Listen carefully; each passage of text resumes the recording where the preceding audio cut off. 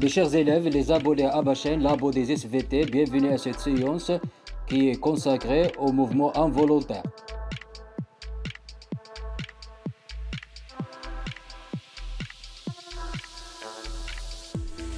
Mes chers élèves, vous savez bien que lorsqu'on touche par mégarde un objet brûlant ou bien lors d'un choc électrique, les mains se retirent spontanément et involontairement et rapidement. Ce sont des mouvements involontaires.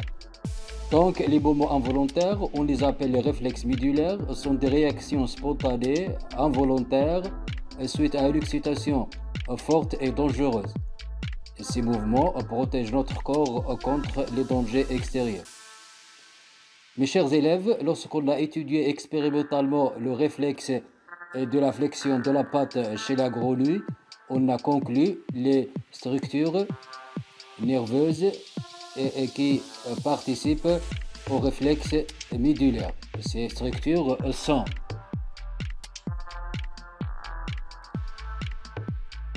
un récepteur sensoriel, qui est la peau, un conducteur sensitif, qui est une fibre sensitive, un centre nerveux, qui est la moelle épinière, un conducteur moteur, qui est une fibre motrice, un effecteur moteur, qui est un muscle. On va découvrir quel est le rôle de chaque structure.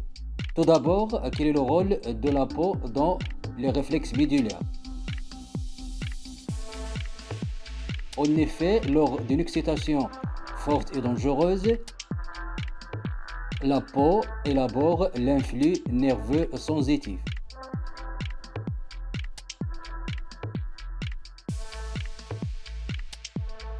Donc, le rôle de la peau dans les mouvements involontaires est après l'excitation forte et dangereuse, la peau élabore l'influx nerveux sensitif.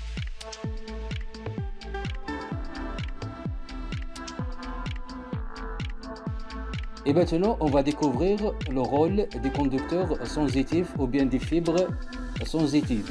Quel est le rôle des fibres sensitives dans les réflexes médulaires? En effet, le nerf sciatique est la racine postérieure du nerf sciatique qui contient un ganglion spinal, contient des fibres sensitives par lesquelles entre l'influx nerveux sensitif vers la moelle épinière. Ce sont les expériences de Magendie qui ont prouvé que la racine postérieure contient des fibres nerveuses sensitives. Donc, comme conclusion, les expériences de Magendie ont démontré que l'influx nerveux sensitif est conduit par les fibres sensitives dans le nerf sciatique, puis il accède à la moelle épinière par la racine dorsale du nerf sciatique. Et maintenant, on va découvrir le rôle de la moelle épinière dans les réflexes médulaires. Quel est le rôle de la moelle épinière dans les réflexes médulaires? En effet, la moelle épinière est constituée de deux zones. Une zone centrale, qui est la substance grise, est entourée par la substance blanche.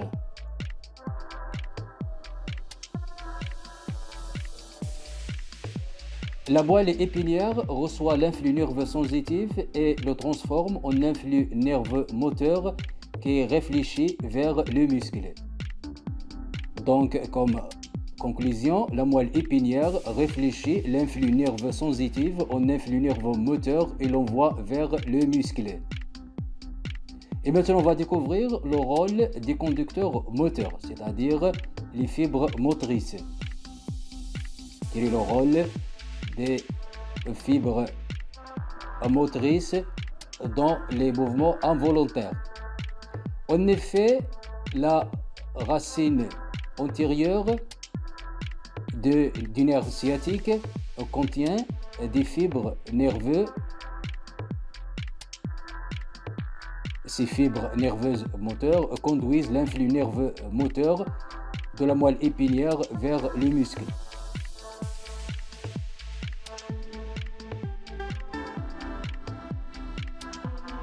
Donc, l'influx nerveux moteur réfléchi quitte la moelle épinière par la racine ventrale et conduit par les fibres moteurs dans le nerf sciatique vers le muscle.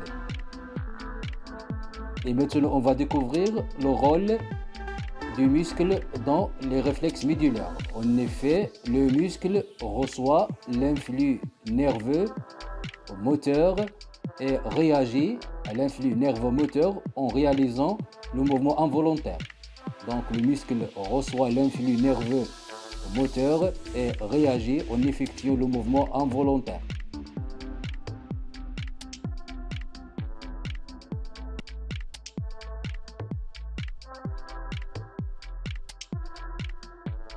Comme récapitulation, lors d'un réflexe médulaire, la peau reçoit l'excitation forte et dangereuse et élabore l'influx nerveux sensitif. Cet influx nerveux sensitif est conduit par les fibres nerveuses sensitives dans le nerf sciatique et dans la racine dorsale du nerf sciatique jusqu'à la moelle épinière. La moelle épinière réfléchit l'influx nerveux sensitif en influx nerveux moteur. L'influx nerveux moteur sort par les fibres motrices qui se trouvent dans la racine antérieure. Les fibres motrices conduisent l'influx nerveux vers le muscle.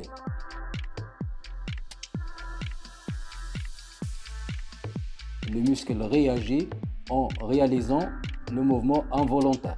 Donc, le trajet de l'influx nerveux sensitif et moteur lors d'un réflexe médulaire est sous forme d'un arc nommé arc réflexe. Mes chers élèves, on est arrivé à la fin de cette séance.